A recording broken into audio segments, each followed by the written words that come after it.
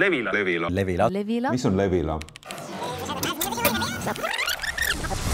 Tegelikult ma ei ole Arvo Võrvits seda. 6 aastat tagasi istusime 2 sõbraga Taavet Hinrikuse ja Sten Tamkiviga ja meid hakkas huvitama, et miks ühiskonnas on nii palju polariseerumist ja mittemõistmist ja me tellisime uuringu ja sellest uuringust tuli välja, et üheks põhjuseks on see, et inimesed ei usalda ajakirjandust. Neil kõigil oligi, reaalselt sa näed, et neil on elus mingisugused raskused ja sa näed, et nad tunnevad, et nendega ei räägita, neid ei kuulata ja neil on tunne, et nende hääl ei ole ajakirjanduses piisavalt hästi esindatud. Ja sellest sündis meil mõte teha Levila.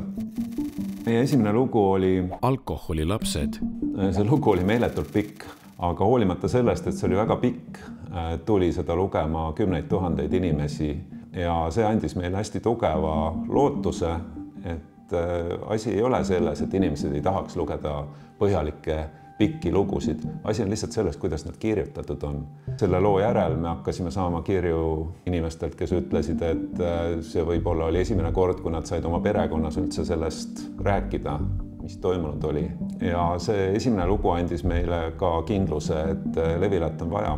Samal ajal me saime aru, et kui ajakirjandus vajab muutusi, siis me peame leidma huvitavaid viise, kuidas ajakirjandust muuta. Me hakkasime katsetama eri viisidega, kuidas lugusid rääkida. Me tegime koomikseid, me tegime kuuldemängu, me tegime otseülekandeid, me tegime üritusi ja me tegime erinevaid katsetusi sotsiaalmeedias. Mis on teie suhtumine narkootikumidesse? Super hea. Ja selle tulemusena me oleme täna jõudnud sellise Levila stiilini, mis võimaldab inimestel endal oma lugu kõige paremini ära rääkida.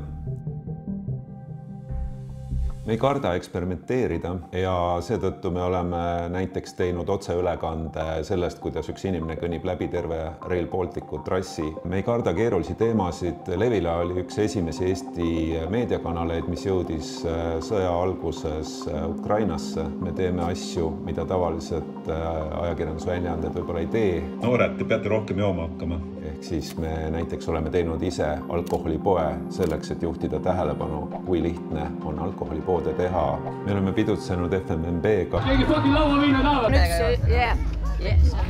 See nüüd ei olnud väga vajalik.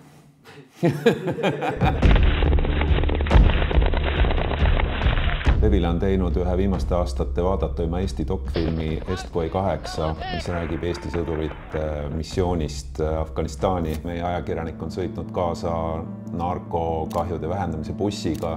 Me oleme teinud podcasti, mis räägib erinevate narkootikumide tarvitajatega. Me oleme uurinud huvihariduse tumedamat poolt ja teinud mitu uurivat lugu tantsukoolist JJ Street. Levila algatusel sündis telesari Armukelm ja ühe Levila loo jaoks olen ma isegi kiirlaenu võtnud. Muidugi võib tekkida küsimus, et kuidas me üldse saame olemas olla, kui me oleme tasuta meediakanal. Põhjus on väga lihtne, me ei ole mõeldud kasumit teenima. Levila käitub nagu toetusorganisatsioon või fond, mille eesmärk on toetada head ajakirjandust ja häid autoreid. Ja selles aitavad meid meie toetajad. Meie esimesed toetajad olid Taavet Hinrikus, Sten Tamkivi, Markus Villig, Martin Villig ja Ahti Heinla. Rohkem kui 30 inimest on meid aegade jooksul käigus hoidnud. See pole alati olnud kerge. 2 aasta eest oli meil raha otsas ja tekkis isegi maksuvõlg. Ja meil oli tõsiselt küsimus, et kuidas me jätkame. Aga just sel ajal hakkasid inimesed meid üles leidma ja korraga avastasime ennast olukorrast, kus meil olid 10 000 inimesed lugemas uut lugu arstide lahkumisest. Praeguseks on Levilast saanud meediaplatvorm, mis avaldab videosid, audiolugusid, tekste ja isegi raamatuid, mis on lihtsas eesti keeles ja mis on kõik tasuta.